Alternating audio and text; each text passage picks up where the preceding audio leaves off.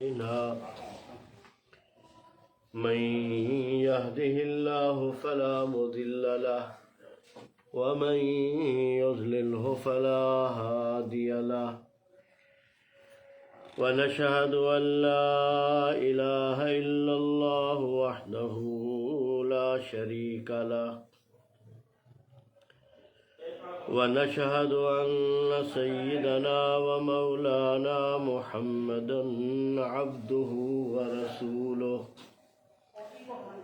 وصلى الله تعالى عليه وعلى آله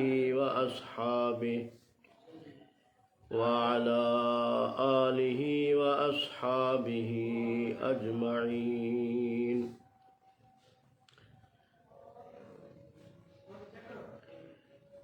أما بعد فأعوذ بالله من الشيطان الرجيم. بسم الله الرحمن الرحيم.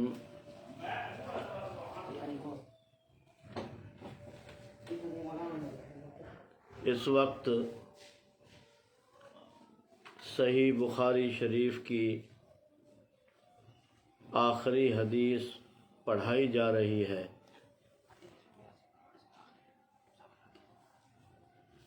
میری یہ درخواست ہے تمام خواتین سے اور بالخصوص بخاری پڑھنے والی بچیوں سے کہ میں آہستہ سے یہ حدیث پڑھتا ہوں اور سب مل کر آہستہ آواز میں میرے ساتھ پڑھیں تاکہ سب کی سب بخاری شریف کے پڑھنے کی سعادت حاصل کر لیں. تمام خواتین اس حدیث کو میرے ساتھ پڑھیں اور بالخصوص طالبات اس کو پڑھیں. اعوذ باللہ من الشیطان الرجیم. بسم اللہ الرحمن الرحیم. باب قول اللہ وَنَضَعُ الْمَوَازِينَ الْقِسْطَ لِيَوْمِ الْقِيَامَةِ وَإِنَّ أَعْمَالَ بَنِي آدَمَ وَقَوْلَهُمْ يُوزَنُ وَأَنَّ أَعْمَالَ بَنِي آدَمَ وَقَوْلَهُمْ يُوزَنُ. وقال مجاہد القسطاس العدل بالرومیہ ويقال القسط مصدر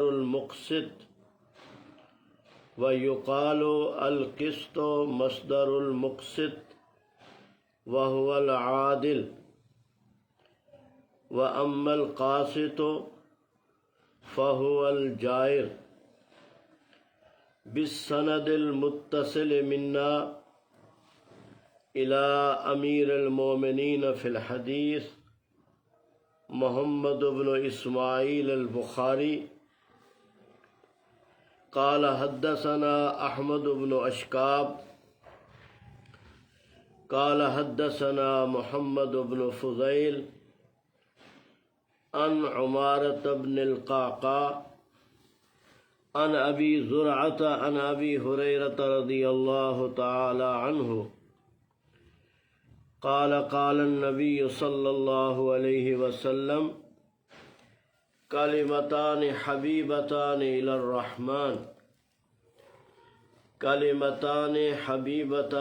الرحمن خفيفتان على اللسان ثقيلتان في الميزان سبحان الله وبحمده سبحان الله العظیم.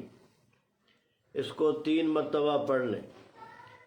کلمتان حبیبتان الی الرحمن خفیفتان علی اللسان ثقیلتان فی المیزان سبحان اللہ و بحمدہ سبحان اللہ العظیم. کلمتان حبیبتان الی الرحمن خفیفتان علی اللسان ثقیلتان فی المیزان سبحان اللہ و بحمدہ سبحان اللہ العظیم۔ سب کو مبارک ہو، بالخصوص پڑھنے والی طالبات کو اور بالعموم تمام خواتین کو جنہوں نے اس حدیث کو میرے ساتھ پڑھا ہے۔ یہ بہت بڑی سعادت ہے جو اس وقت ہم سب کو حاصل ہوئی ہے، اور وہ یہ کہ یہ حدیث جس کے کلمات ہم نے پڑھے ہیں یہ وہ ہیں جو جناب نبی کریم صلی اللہ علیہ وسلم کی زبان اقدس سے نکلے، من و عن وہی کلمات ہیں، ان میں کسی حرف کی تبدیلی نہیں، زبر زیر کی تبدیلی نہیں ہے، یہ نقل ہوتے ہوتے ہوتے آج ہم وہی کلمے اپنی زبان سے ادا کر رہے ہیں جو نبی کریم صلی اللہ علیہ وسلم نے ادا فرمائے تھے۔ علماء نے لکھا ہے کہ نبی کریم صلی اللہ علیہ وسلم کی زندگی میں جن لوگوں نے حضور اکرم صلی اللہ علیہ وسلم سے حدیثیں سنی، باتیں سنی، کلمات سنے، حضور کی زبان مقدس سے نکلا ہوا ہر کلمہ حدیث ہے، تو جو کلمہ سنا تو انہیں بہت سی فضیلتیں حاصل ہوئی۔ ایک تو انہوں نے حضور اقدس صلی اللہ علیہ وسلم کی زیارت کی، دوسرا براہ راست آپ کی زبان مقدس سے حدیث سنی، اور حضور کی موجودگی میں جو خدا کی رحمت کی موسلا دھار بارش حضور اقدس صلی اللہ علیہ وسلم کے اوپر برستی تھی تو وہ انہیں نصیب ہوئی۔ ایسے شخص کو صحابی کہتے ہیں۔ علماء نے لکھا ہے، اور یہ حقیقت ہے، ہمارا ایمان ہے کہ جس نے حضور کی زندگی میں یہ برکتیں حاصل کی وہ حقیقتاً صحابی ہے۔ اور صحابہ کے بارے میں اللہ تعالیٰ نے یہ اعلان فرما دیا ہے، رضی اللہ عنہم ورضوا عنہ، کہ میں ان سے راضی ہوں اور قیامت کے دن یہ مجھ سے راضی ہوں گے۔ میں ان پر اتنی رحمتیں کروں گا کہ یہ مجھ سے خوش ہو جائیں گے، میں ان سے راضی اور یہ مجھ سے راضی۔ تو علماء نے لکھا ہے کہ آج جس مجلس میں حدیث پڑھی جائے، چونکہ یہ وہی الفاظ ہیں جو حضور اقدس صلی اللہ علیہ وسلم کی زبان مبارک سے نکلے ہیں، تو اس وقت بھی خدا کی رحمت کا نزول ہوتا ہے۔ اور جو لوگ ایسی مجلس میں شامل ہوتے ہیں وہ یہ جملہ سمجھنے کے قابل ہے، وہ حقیقتاً صحابی نہیں ہے، حکماً صحابی ہے۔ صحابیت کا کسی درجے میں ان کو حصہ مل جاتا اور وہ حضور کے شاگرد بن جاتے ہیں۔ امام شاہ ولی اللہ محدث دہلوی رحمۃ اللہ علیہ کے بارے میں ہے کہ روضہ اقدس پہ گئے اور وہاں مراقبہ کیا، تو مراقبے میں انہوں نے یہ دیکھا کہ حضور اقدس صلی اللہ علیہ وسلم کی قلب مبارک سے ایک نور نکل رہا ہے، شعائیں نکل رہی ہیں، سونے کی خوبصورت تاریں نکل رہی ہیں اور وہ دور پھیلی جا رہی ہیں۔ تو میں نے محسوس کیا، دیکھا، یا آتا ہے کہ پوچھا تو بتایا گیا کہ یہ شعائیں، یہ نور کی لائٹیں وہاں پوری دنیا میں جا رہی ہیں جہاں لوگ حضور کی حدیث پڑھ رہے ہیں، چاہے طالب علم بن کے یا اسی طرح سامع بن کے جیسے آج ہم بیٹھے۔ تو گویا حضور کے قلب مبارک سے جو نور رحمت نکل رہا ہے وہ ان مجالس پہ پہنچ رہا ہے۔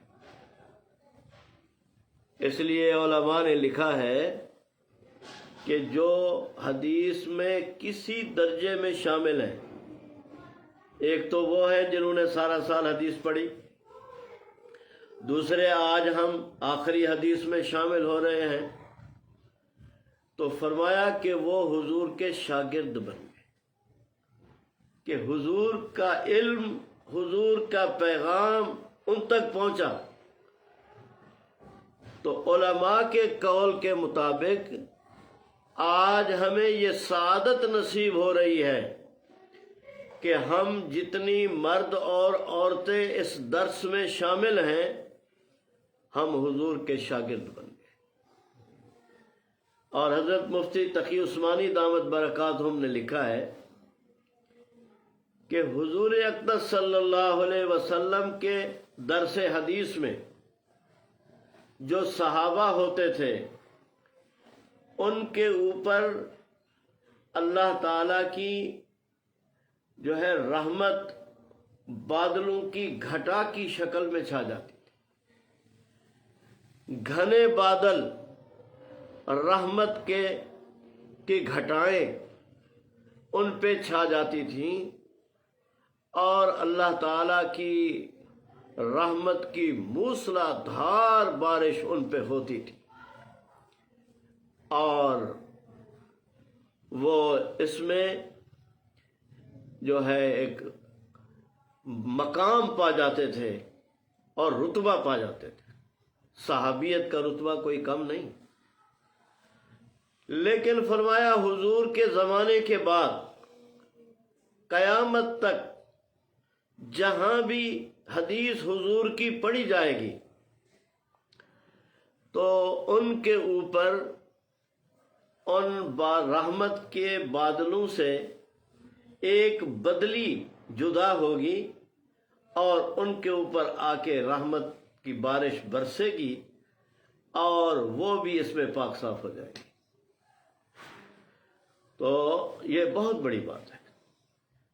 ہمارے ایک استاد سے فیصل آباد کے حضرت مولانا نذیر احمد صاحب رحمۃ اللہ علیہ، وہ فرمایا کرتے تھے کہ حدیث کی مجلس، اس کی شان اور اس کا مقام ایسا ہے کہ یوں سمجھو کہ ہم حضور کے سامنے بیٹھے۔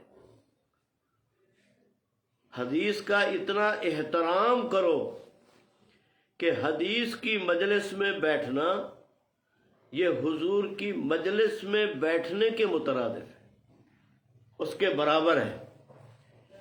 اور جو آداب حضور اقدس صلی اللہ علیہ وسلم کی مجلس میں بیٹھنے کے ہوتے تھے وہی اس کے ہیں۔ اس لیے آخر درس تک کوئی خلاف ادب کام ہم سے نہ ہو جائے، ہم بولے نہیں اور کوئی بے ادبی کی بات ہم نہ کریں۔ یہ کچھ لینے کا وقت ہے، تو وقت چونکہ مختصر ہے تو اختصار کے ساتھ میں عرض کر رہا ہوں کہ امام بخاری رحمۃ اللہ علیہ عظیم محدث تھے، اور انہوں نے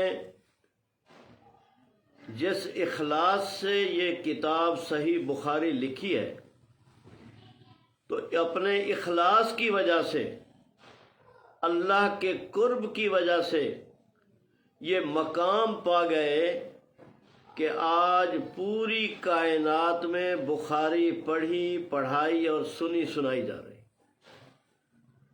جبکہ بہت سے محدثین نے حضور اکرم صلی اللہ علیہ وسلم کی حدیثیں جمع فرمائی ہیں، لیکن جو مقام امام بخاری کو اور ان کی کتاب کو ملا ہے کسی کو نہیں ملا۔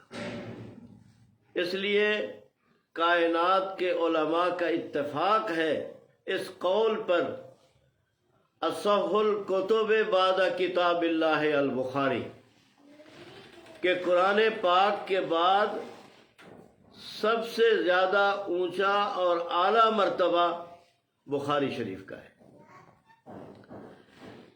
اس لیے کہ انہوں نے جس ادب سے، اخلاص سے یہ حدیث لکھی، تو اس کا صلہ اللہ نے انہیں عطا فرمایا۔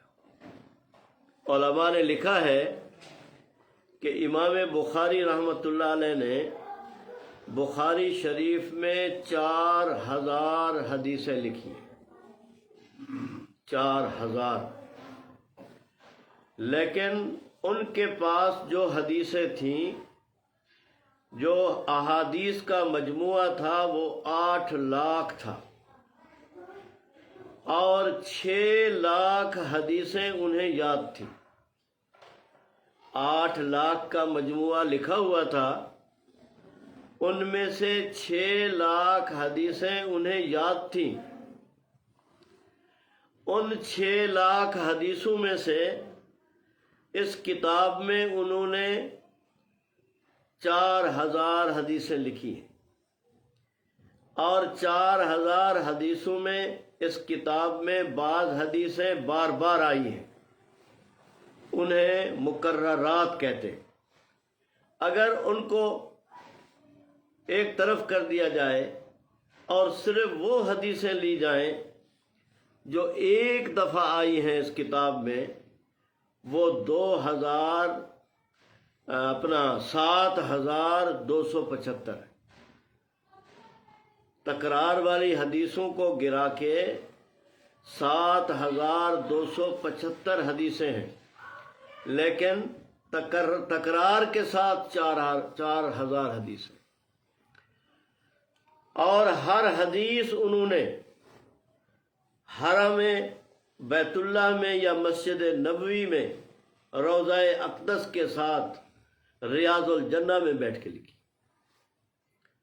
اور جس دن حدیث لکھی ہے اس دن روزہ رکھا ہے، اور غسل کیا ہے، اور پاک صاف نئے یا اجلے کپڑے پہنے ہیں، اور وضو فرمایا ہے، غسل کیا ہے، وضو کیا ہے، 2 رکعت نفل پڑھی ہے ہر حدیث کے وقت، اور پھر اللہ تعالیٰ سے استخارہ کیا ہے کہ یہ حدیث میں بخاری میں لکھنا چاہتا ہوں، لکھوں کہ نہ لکھوں؟ تو جس حدیث کے بارے میں اللہ کی طرف سے الہام اور القاء ہوا کہ یہ حدیث میرے محبوب کی ہے، اس کو لکھ دو، تو وہ حدیث لکھی ہے۔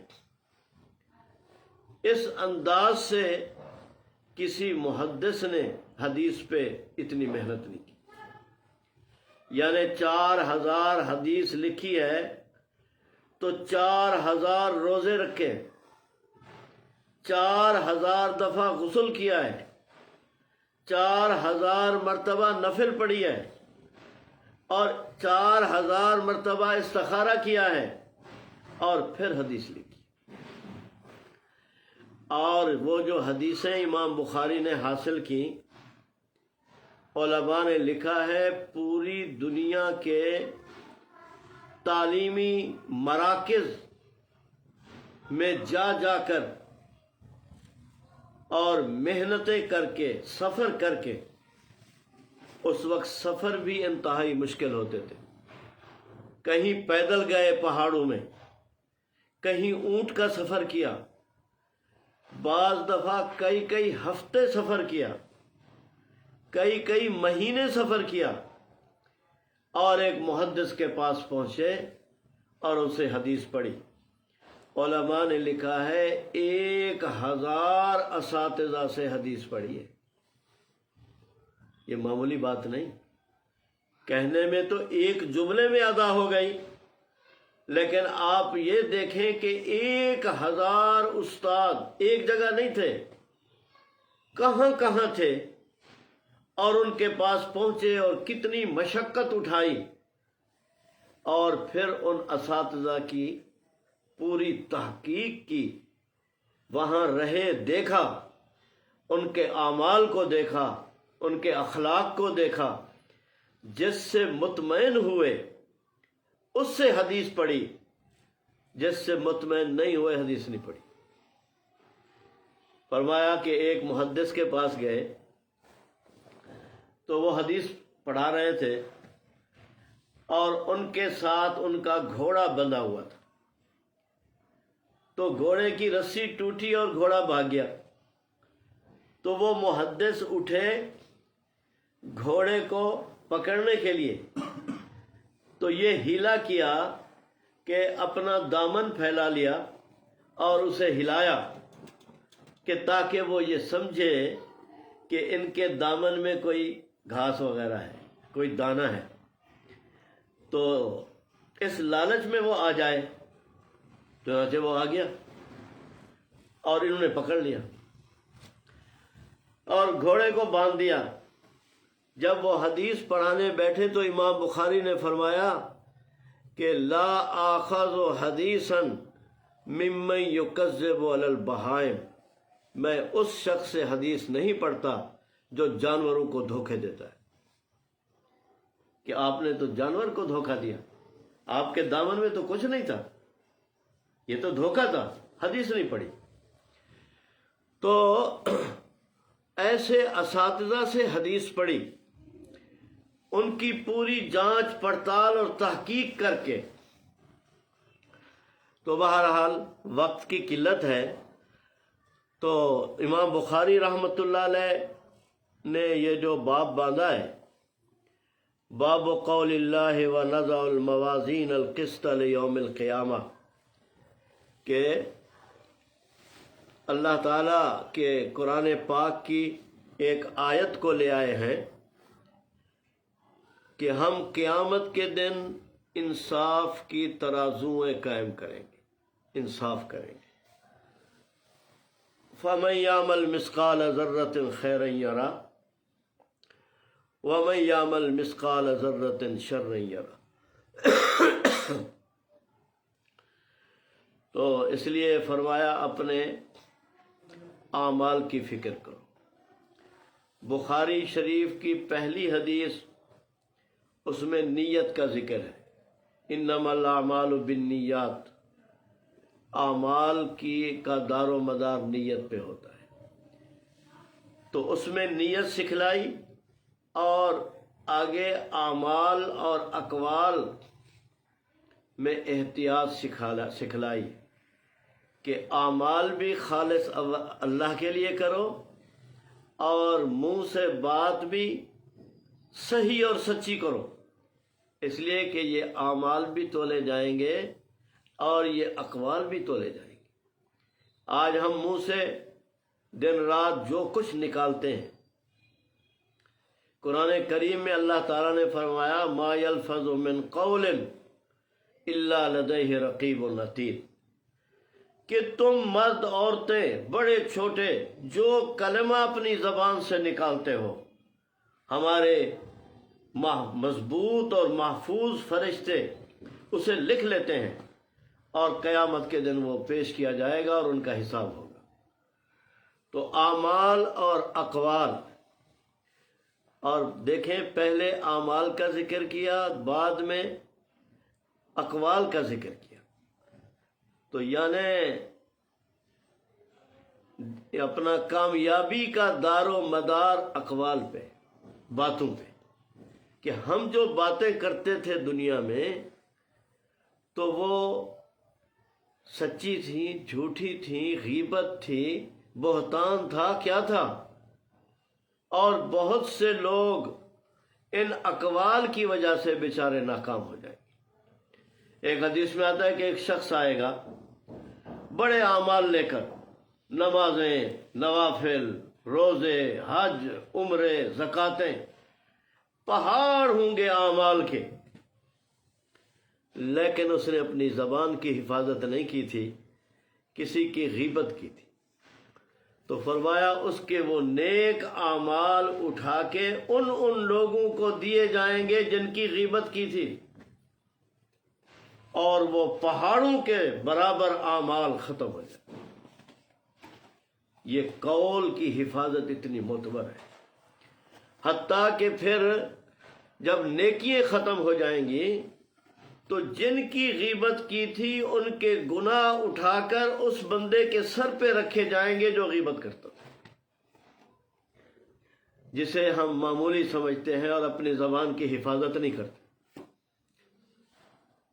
حضرت صدیق اکبر رضی اللہ تعالیٰ عنہ کتنے عظیم انسان تھے کہ جن کا رتبہ حضور کے بعد ہے، اور وہ کتنی نیکییں، اعمال اور اپنی زبان اور قول کی حفاظت کرتے تھے۔ اس کے باوجود ان کے حالات میں لکھا ہوا ہے کہ اپنی زبان کو پکڑ کر مروڑتے تھے، سزا دیتے تھے، اور فرماتے تھے ھذہ الذی اوردنی الموارد، کہ میرے اعضاء میں سے یہ وہ عضو ہے جس نے مجھے ہلاکتوں میں ڈالا ہے۔ اتنی زبان کی حفاظت کرتے تھے۔ اللہ تعالی ہمیں زبان کی حفاظت کی توفیق عطا فرمائے۔ آج تک نہیں ہوئی، آج حضور کی اس حدیث کی برکت سے ہم عہد کر لیں کہ آج کے بعد ہم نے کسی کی غیبت نہیں کرنی، پس پشت کسی کو برا بھلا نہیں کہنا، کسی کا عیب بیان نہیں کرنا، اگرچہ اس میں ہو بھی۔ ہم ٹھیکیدار نہیں ہیں کہ جو گناہ گار ہیں ہم ان کی گناہوں کا اور عیبوں کا تذکرہ کرتے رہیں۔ ہم کون ہوتے ہیں؟ وہ جانے، اس کا خدا جانے۔ ہم غیبت کر کے اپنے نیک اعمال ان کو کیوں دیں؟ اور علماء نے لکھا آج تک جو اگر کسی کی غیبت کی ہے، یہ گناہ توبہ سے بھی معاف نہیں ہوتا۔ یہ حقوق العباد ہے۔ جب تک ان لوگوں سے معافی نہ مانگی جائے جن کی غیبت کی تھی، اور یہ تو بڑا مشکل کام ہے۔ آج کون معافی مانگے؟ ایک چھوٹا بندہ بھی معافی مانگنے کے لیے تیار نہیں ہے، اور وہ کمال کا انسان ہے کہ جو کسی سے اس دنیا میں معافی مانگ لے، وہ کامیاب ہے، وہ اونچی شان اور مقام والا آدمی ہے کہ جو حضور کے ان فرامین کے بعد وہ کسی سے معافی مانگے۔ علماء نے ایک اور حل پیش کیا ہے کہ اگر معافی مانگنے کی ہمت نہیں ہو رہی تو روزانہ قرآن پاک کا کچھ حصہ، کوئی سورت پڑھ کے ان لوگوں کو بخشا کرو جن کی تم نے غیبت کی۔ فرمایا اللہ تعالیٰ اس احسان کی وجہ سے جو غیبت کی گرفت تھی وہ امید ہے معاف کر دیں گے۔ یعنی 2-4 سورتیں پڑھ کے کسی وقت آدمی یہ نیت کر لے کہ اے اللہ، آج تک میں نے جن لوگوں کی غیبت کی ہے اس کا اجر و ثواب انہیں پہنچا دے۔ تو بہرحال اس میں حدیث میں پیش کی قال حدثنا احمد بن اشکاب، یہ امام بخاری کے استاد ہیں، اپنی اساتذہ کی ساری سند بیان کر کے یہ حدیث حضرت ابو ہریرہ رضی اللہ تعالیٰ عنہ سے روایت ہے کہ رسول اللہ صلی اللہ علیہ وسلم نے فرمایا کلمتان حبیبتان الی الرحمن خفیفتان علی اللسان ثقیلتان فی المیزان سبحان اللہ و بحمدہ سبحان اللہ العظیم۔ میں نے اس حدیث کی تقریباً 9 حصے بحث چھوڑ دی ہے، ایک حصہ بمشکل کر رہا ہوں کہ وقت نازک ہے اور ہماری بیٹی باجی عارفہ ٹبہ سلطان سے آئی ہیں، ہماری مہمان خصوصی ہیں، تو میں چاہتا ہوں کہ ان کا پورا بیان ہو جائے، تو اس لیے اختصار کے ساتھ حضور نے فرمایا یہ 2 کلمے ہیں، دراصل کلمے نہیں کلام ہے، کلام کو بھی کلمہ کہہ دیتے ہیں، جو اللہ تعالیٰ کو محبوب ہیں اور زبان پر انتہائی آسان اور ہلکے ہیں، کوئی مشکل نہیں۔ تو یہ ایسے آسان کلمے ہیں، سہل ہیں کہ چھوٹا بچہ بھی پڑھ سکتا۔ حضور کی باتیں کیسی پیاری ہوتی، ان میں کوئی پیچیدگی نہیں، کوئی دشواری اور مشکل نہیں۔ ایک چھوٹا معصوم بچہ توتلی زبان والا، اس کو کہلوائیں تو وہ بھی پڑھ لے گا۔ یہ واقعی صحیح بات ہے، اور حضور کی تو ایک بات صحیح اور سچی ہے، خفیفتان علی اللسان، جو زبان پر ہلکی ہیں، اور ثقیلتان فی المیزان، لیکن جب ان کا وزن ہوگا آخرت میں تو وزن میں بہت بھاری ہے۔ سبحان اللہ و بحمدہ سبحان اللہ العظیم، سب پڑھ لو، سبحان اللہ و بحمدہ سبحان اللہ العظیم۔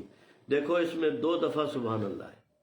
ایک اور حدیث میں حضور نے فرمایا سبحان اللہ یملأ نصف المیزان، کہ سبحان اللہ ایک دفعہ پڑھو، یہ آدھے ترازو کو قیامت کے دن بھر دے گا، اور یہ 2 دفعہ ہے تو پورا ترازو بھر جائے گا، اور وہ ترازو بھاری ہو جائے گا اور انسان کامیاب ہو جائے گا۔ یہ ہمارا ایمان ہے، جس نے محبت، عقیدت، یقین کامل سے زندگی میں اس کو ایک دفعہ پڑھ لیا وہ کامیاب ہے۔ سبحان اللہ و بحمدہ سبحان اللہ العظیم۔ امام بخاری رحمۃ اللہ علیہ نے جو عنوانات قائم کیے ہیں، علماء ان کے بہت نکات بیان کرتے ہیں، تو میں صرف اتنا عرض کروں گا کہ امام بخاری نے قرآن کریم کی اتباع کی ہے۔ قرآن کریم میں سب سے آخری سورت جو اللہ نے اتاری، اس کے بعد پوری کوئی سورت نہیں اتری، چند آیتیں اتری ہیں، اور وہ سورہ نصر ہے۔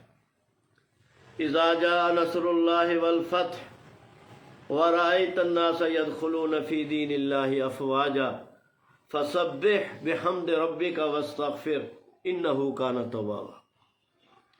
یہ آخری صورت ہے، اور اس کے آخر میں اللہ تعالیٰ نے نبی کریم صلی اللہ علیہ وسلم کو حکم دیا فسبح، اللہ کی تسبیح بیان کر، سبحان اللہ پڑھ، وبحمدہ، حمد بیان کر، استغفر اللہ واتوب الیہ، استغفار اور توبہ۔ تو امام بخاری نے اس کو دیکھا کہ جس پر اللہ نے قرآن کو ختم کیا، میں اپنی کتاب کو اس پر ختم کیوں نہ کروں۔ اللہ نے بھی قرآن کو تسبیح پہ ختم کیا، امام بخاری رحمۃ اللہ علیہ نے بھی تسبیح پہ ختم کیا۔ اس سے ایک اور بات ہمیں سمجھ آتی ہے کہ اس آخری حدیث کو نماز پر نہیں ختم کیا، نماز پڑھو، روزے پر نہیں ختم کیا، حج عمرے پر ختم نہیں کیا، بلکہ ذکر کے کلمے تسبیح پر ختم کیا۔ اللہ نے بھی تسبیح پر قرآن کو ختم کیا۔ اس سے معلوم ہوا کہ ان تمام عبادات سے زیادہ شان اللہ کی تسبیح کی ہے، کہ اللہ تعالی حضور کو تسبیح کا حکم فرما رہے ہیں۔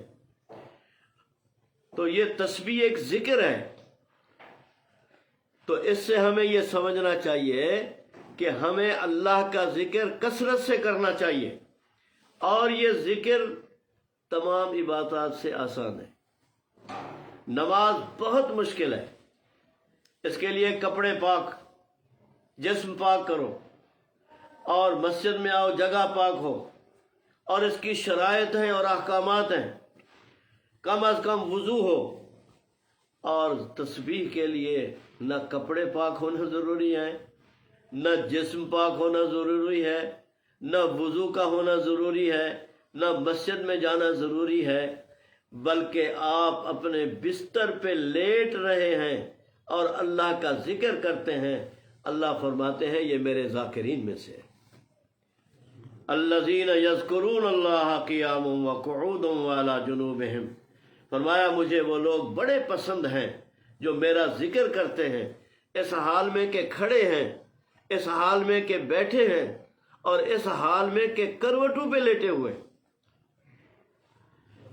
خواجہ مجذوب غوری رحمۃ اللہ علیہ نے اس پر فرمایا کہ شغل میرا بس اب تو الہی، شام و سحر ہو اللہ ہو اللہ، لیٹے بیٹھے چلتے پھرتے 8 پہر ہو اللہ ہو اللہ.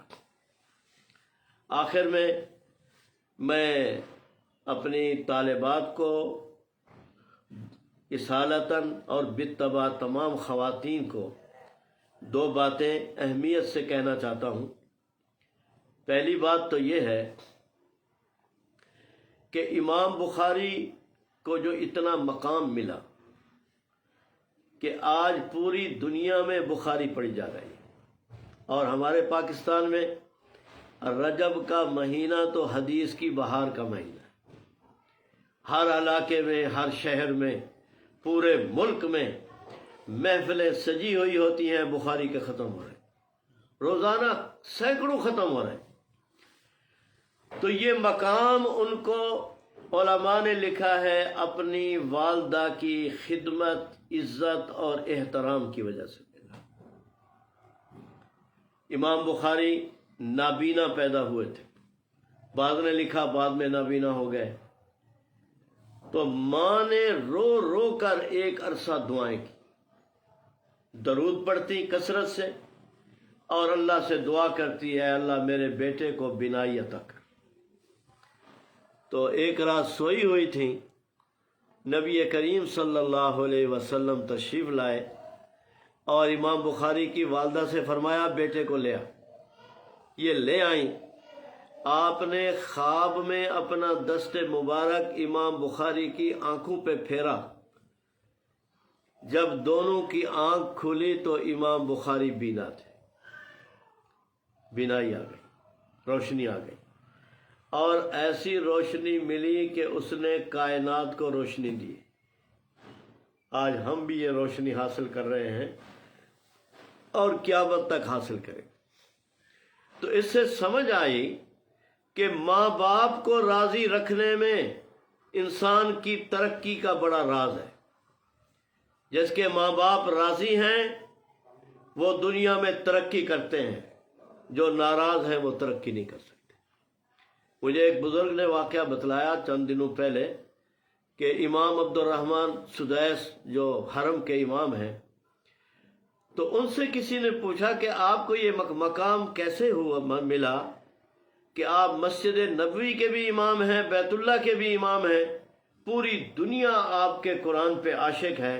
فرماتے ہیں یہ میری ماں کی دعا ہے. تو اپنے ماں کو، والدین کو راضی رکھو، ان کا احترام کرو.